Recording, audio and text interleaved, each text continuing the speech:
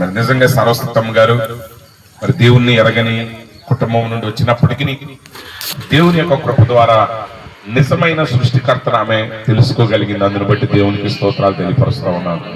ఎందుకనగా ఈ లోకంలో మనం ఎంత ప్రయాసపడినా, ఈ లోకంలో మనం ఎంత సాధించినా, నిత్యత్వం కొరకు మనల్ని మనం సిద్ధపరచుకోకపోతే దీని యొక్క ప్రయాస అంతయు కూడా వ్యర్థమై ఉన్నది. అందుని వ్యక్తి యేసు ప్రభు వారు ఒక ఉపమానాన్ని చెప్పారు. అది ఉపమానం కాదు కానీ నిజంగా జరిగింది. ఎందుకంటే ఆ ఉపమానంలో ఒక వ్యక్తి యొక్క పేరుని ఆయన చెప్పడం జరిగింది. ఒక ప్రాంతంలో ఒక ధనవంతుడు ఉండేవాడంట. ఆయన మరి సమృద్ధిని కలిగి జీవిస్తా ఉన్నాడు. కానీ అదే దగ్గర ఒక పేదవాడు ఉండేవాడు. ఆయన పేరు లాజరు. ఆయన మరి వ్యాధితో బాధపడేవాడు. ఆయన ఆహారం లేక ఆ ధనవంతుడు భోజనపు బల్ల మీద నుంచి పడిన ముక్కలను ఏరుకుంటా తినేవాడు. కానీ ఒక సమయం వచ్చింది, ఒక రాత్రి ధనవంతుడు మరణించాడు. ఆ ధనవంతుడు అగ్నిగుండంలోనికి వెళ్ళబడ్డాడు. కానీ లాజర్ మరణించాడు.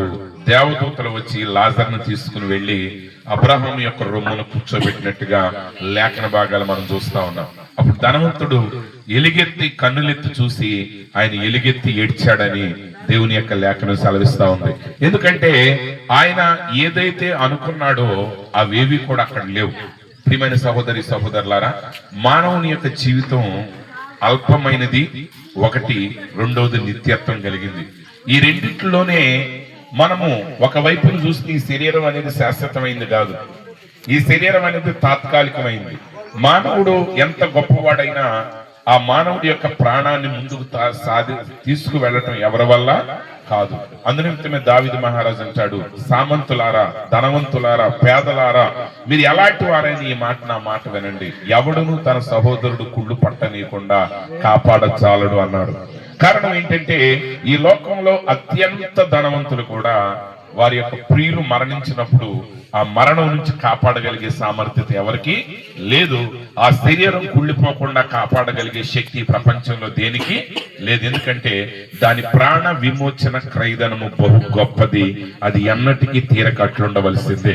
ఈరోజు క్రైస్తవ్యం మనకు బోధించేది రెండు విషయాలు. చాలా విషయాలు ఉన్నాయి. అంటే ఈ సందర్భంగా నేను 2 విషయాల మీద పెడతాను. ఒకటి ఏంటంటే, నిన్ను నీవు రక్షించుకోవటం నీ వలన కాదు, ఏ మానవుడి వలన కాదు. ఎందుకంటే నిన్ను రక్షించటానికి చెల్లించవలసిన వెల ఈ ప్రపంచంలో ఎవడు కూడా చెల్లించాలనేది. ఆ డబ్బును చెల్లించడం ఎవడి వల్ల కాదు. కాబట్టి దేవాది దేవుడే మానవుడిగా దిగివచ్చి నీ బదులుగా నా బదులుగా, నీ పాపం నిమిత్తము నా పాపం నిమిత్తము కల్వరి శిలువలో ఆయన తన ప్రాణాన్ని పెట్టాడు. ఆయన తన రక్తాన్ని కార్చాడు. నువ్వు విశ్వసించినట్లయితే అక్కడ మరణించింది యేసుక్రీస్తే గాని ఆయన మరణించింది ఎవరి కొరకంటే నీ కొరకే అయ్యున్నాడు. నువ్వు ఎప్పుడైతే ఆయన మీద ఆనుకున్నావో నీ పాపపు వెలను ఆయన చెల్లించాడు. రెండో విషయం ఏంటంటే, ఆయన పాతి పెట్టబడి 3వ దినమున తిరిగి సజీవుడుగా లేచాడు. ఈ రోజు ఆయన సమాధి ఖాళీగా ఉంది. తెస్సలోని పత్రికలో మరి దైవజనులు చదివించారు, ఇదిగో మనం నిరీక్షణ లేని ఇతరుల వలె దుఃఖపడవలసిన అవసరత లేదు. ఎందుకంటే క్రైస్తవ్యంలో ఉన్న గొప్ప విషయం ఏంటంటే నిరీక్షణ ఉన్నది. ఆ నిరీక్షణ ఏంటంటే ఈ రోజు మనకు దుఃఖం కలుగుతుంది ఖచ్చితంగా. ఎందుకంటే మరణం అనేది లోకానికి శాశ్వతమైన ఎడబాటు, కానీ క్రైస్తవుడికైతే అది కొద్ది కాలపు దీర్ఘకాలపు ఎడబాటే గాని అది శాశ్వతమైన ఎడబాటు కాదు. ఒకరోజు మరలా వారిని మనం చూడబోతున్నాం. కాలం అనే తెర అవతల వాళ్ళు ఉన్నారు. ఖచ్చితంగా అనదర్ డైమెన్షన్స్ లో వాళ్ళు ఉన్నారు. వారు ఎవరైతే యేసుక్రీస్తు యందు విశ్వాసం ఉంచుతారో వారు చనిపోయినప్పటికీ వారు అవతల దిక్కున వారు బ్రతికే ఉన్నారు, వారు సజీవులుగా ఉన్నారు. అలాగే ఆయన యందు విశ్వాసం ఉంచిన వారు పాపంలో ఉన్నా సరే వారు తిరిగి సజీవులుగా లేస్తారు, వారిని ఆయన జీవింపజేస్తాడు. ఇప్పుడు మనకు ఒక నిరీక్షణ ఉన్నది. ఆ నిరీక్షణ ఏంటంటే మనం కోల్పోయిన మరియమ్మ గారిని మరలా మనం కలవబోతా ఉంటామంటే మరి ప్రభువు ఆయన కొరకు సిద్ధపడినటువంటి వధువు సంఘాన్ని కొనుక్కోవటానికి ఆయన మధ్యాకాశంలో పెండ్లి కుమారుడుగా వచ్చినప్పుడు ఆయన యందు విశ్వాసం ఉంచిన వారు సజీవులుగా ఉన్నవారు రెప్పపాటున వారి శరీరాలు మార్పు చెందుతాయి. ఒకవేళ ఆయన యందు విశ్వాసం ఉంచి మరి మరియమ్మ గారి వల్లే మనకంటే ముందుగా వెళ్ళిపోయి పడిపోయిన వారు మనకంటే ముందుగా తిరిగి లేచి మార్పు చెంది వారు మనం కలిసి ప్రభువుని ఏకంగా కలుసుకోవటానికి వెళ్తాం. అంత మాత్రమే కాదు, ఇక ప్రభువుతో యుగ యుగాలు మనందరం కూడా జీవిస్తాం. అదే మన నిరీక్షణ. కాబట్టి ప్రియమైన సహోదరి సహోదరులారా, మరి కుటుంబ సభ్యులకి నేను చెప్పే విషయం ఏంటంటే, ఖచ్చితంగా ఇది దుఃఖకరమైన సమయమే, కానీ అదే సమయంలో ఇది నిరీక్షణ కలిగిన సమయం కూడా. ఖచ్చితంగా ముందు వైపే చూడండి, ఎందుకంటే వెనక వైపు మనం చూసి మన జీవితాన్ని ముందుకు సాగించలేం. ఖచ్చితంగా మనం చూపుని రాబోతున్న యేసుక్రీస్తు మీద మన దృష్టిని పెట్టాలి. ఎందుకంటే ఆయన మాత్రమే ఎట్టి పాపినైనా రక్షించగలిగిన సమర్థుడై ఉన్నాడు. ఆయన మాత్రమే ఎట్టి ఘోర పాపినైనా ఆయన క్షమించగలిగిన సమర్థుడై ఉన్నాడు. ఆ వ్యక్తి లోకంలో నీతిమంతుడని పిలువబడిన వాడైనా ఆ వ్యక్తి తప్పనిసరిగా యేసుక్రీస్తు యొక్క క్షమాపణ ఆ వ్యక్తికి అవసరమై ఉన్నది. కాబట్టి ప్రియమైన సహోదరి సహోదరులారా, యేసు వైపు మనం చూద్దాం. ఎందుకంటే ఆయనే మన విశ్వాసానికి ప్రారంభకుడై ఉన్నాడు, కర్త అయి ఉన్నాడు. మనలో దేవుణ్ణి నమ్ముతున్నామంటే ఆ నమ్మకాన్ని మనలో ప్రారంభించిన వాడు ఆయనే.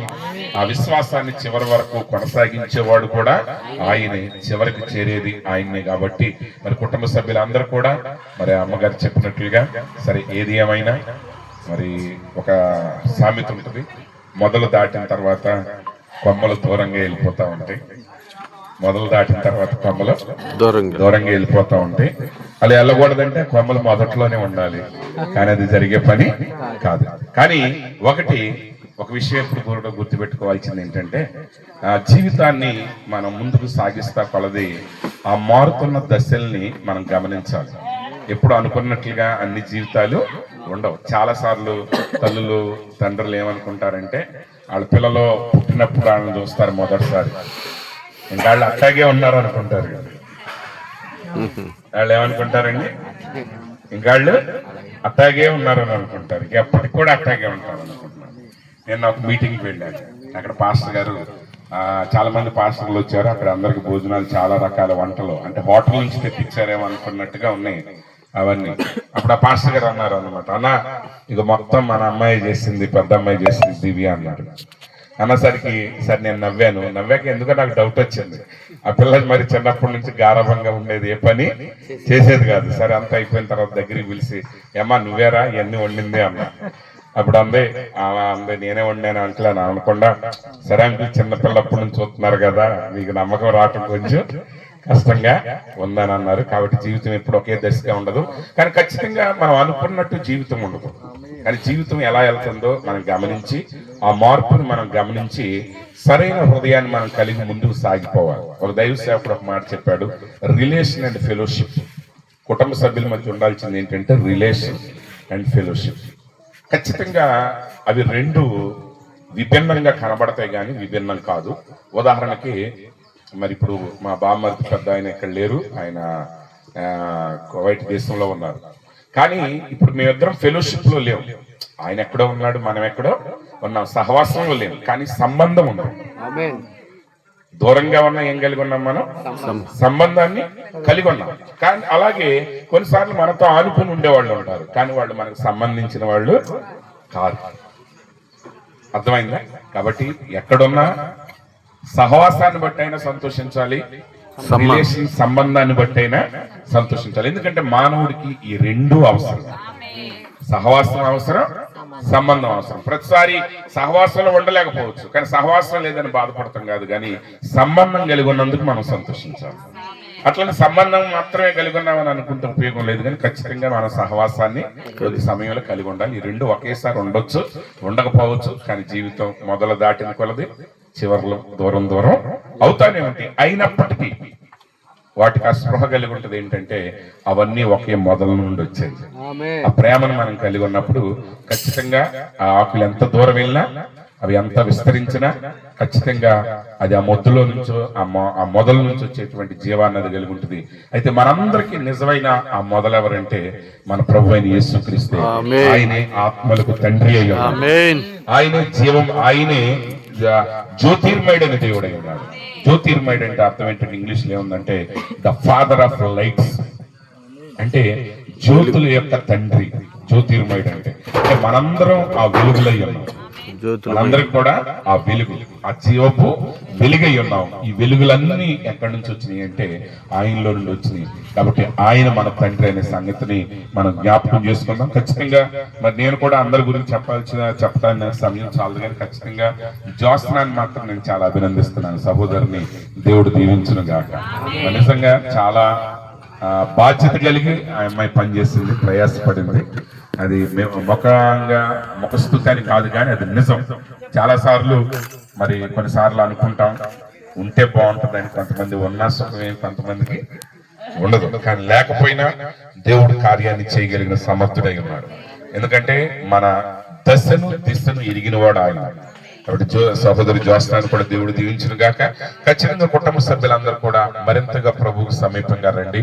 ఎందుకంటే అమ్మ లేకపోయినా ఐక్యతను కలిగించేది దేవుడిచ్చే ప్రేమ మాత్రమే.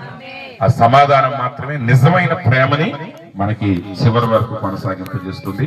మరి ఆమె కుటుంబ సభ్యులందరూ కూడా అదే ప్రేమను కలిగి, అదే ఫెలోషిప్ లో, అదే రిలేషన్ కలిగి ముందుకు సాగాలని ఆశిస్తూ ఈ మాటలు ముగిస్తున్నాను. ప్రభు కృప మరి మనల్ని విడిచి వెళ్ళిన మరియమ్మ గారి ఆత్మకు సమాధానాన్ని కలిగించును గాక. మరి ఆమె విడిచి వెళ్ళిన కుటుంబానికి సమస్త జ్ఞానానికి మించిన సమాధానాన్ని, సహవాసాన్ని వారికి అనుగ్రహించి దేవుడు వారిని ఆశీర్వదించును గాక. ఆమేన్. God bless you. ఈ సమయాన్ని తిరిగి దైవజనులకు అప్పగిస్తా ఉన్నాను.